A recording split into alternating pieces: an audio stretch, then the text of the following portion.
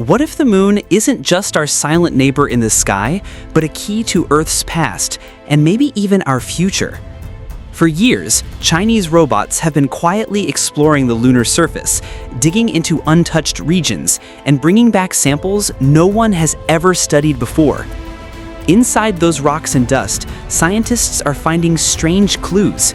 Clues that could reshape everything we know about how the moon was formed, how Earth survived billions of years ago, and even how humanity might one day power entire civilizations.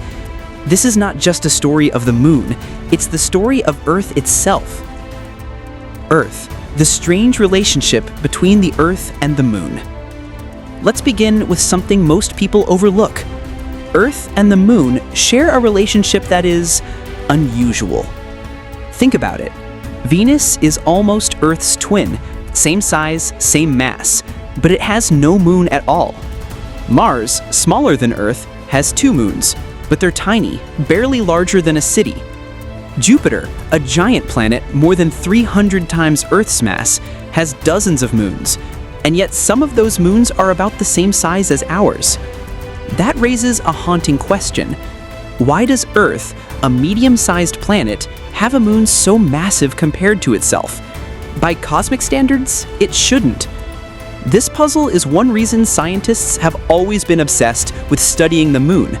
Because if we solve the moon's mysteries, we also solve the mystery of our own planet. The Apollo era. First clues from the moon. When Apollo astronauts first walked on the moon in 1969, they didn't just bring back memories. They brought back 382 kilograms of rocks and soil. And here's where the shock came. Those samples looked almost exactly like Earth rocks. If the moon had formed far away and been captured by Earth's gravity, the rocks should have been completely different, but they weren't. This led to the giant impact theory, sometimes called the Big Splash. Scientists proposed that billions of years ago, a Mars-sized planet slammed into Earth. The collision blasted molten rock into space, which eventually came together to form the moon. It was a beautiful theory, but the more we studied the moon, the more cracks appeared. China steps in. A new lunar race. Fast forward to today.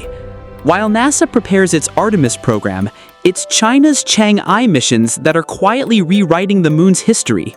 In 2019, Chang'e 4 became the first spacecraft to land on the far side of the moon, the mysterious face we never see from Earth. Its rover, Yutu-2, rolled into the vast Von Karman crater, one of the oldest impact zones in the solar system. What it found was stunning. Rock from the moon's mantle, material from deep inside that had never been seen before. It was as if the moon had opened a window into its own heart. Even stranger, Yutu-2 spotted a cube-like object on the horizon. For weeks, the world buzzed with speculation. Was it an alien structure? A monolith? When the rover got closer, it turned out to just be a boulder. But the fact that such mysteries still spark global attention shows how much curiosity the moon still holds. Chang'e 5, a game-changing discovery. In 2020, China launched Chang'e 5, which returned with samples from a volcanic dome. These rocks were much younger than Apollo's, some only 2 billion years old. That shocked scientists. It meant the moon's volcanic activity lasted far longer than anyone thought. While Earth's interior cooled and shifted, the moon was still active. Inside those samples, researchers also discovered something extraordinary. A brand new mineral, Changesite Y, containing helium-3, a rare isotope that could fuel nuclear fusion, the same reaction that powers the sun. If mastered, helium-3 could provide clean, limitless energy for Earth. They also detected water molecules inside the lunar minerals, not surface ice, but water chemically bound to volcanic rock. That means water could exist across much of the moon, not just in frozen craters. Suddenly, the moon wasn't just a dead world, it was a potential future home for humanity. Chang'e 6, Secrets of the Far Side. Then came Chang'e 6 in 2024. This mission achieved something no nation had ever done before. It brought back samples from the far side of the moon. These rocks were different from anything we'd ever seen. Some were over 4 billion years old, the oldest lunar samples ever found. Others were lighter and stranger than expected, filled with new clues about the moon's volcanic and magnetic history. The big question, why is the far side so different from the near side? Some scientists believe the answer could reveal whether the moon truly came from Earth or if something even stranger happened in the past. Why these discoveries matter for Earth. Think about the possibilities. Helium-3 fusion could one day end the energy crisis. Water on the moon could fuel rockets and sustain bases, making the moon a launch pad for Mars and beyond. The ancient rocks could help us understand not just the moon's history, but Earth's earliest years, back when life was just beginning.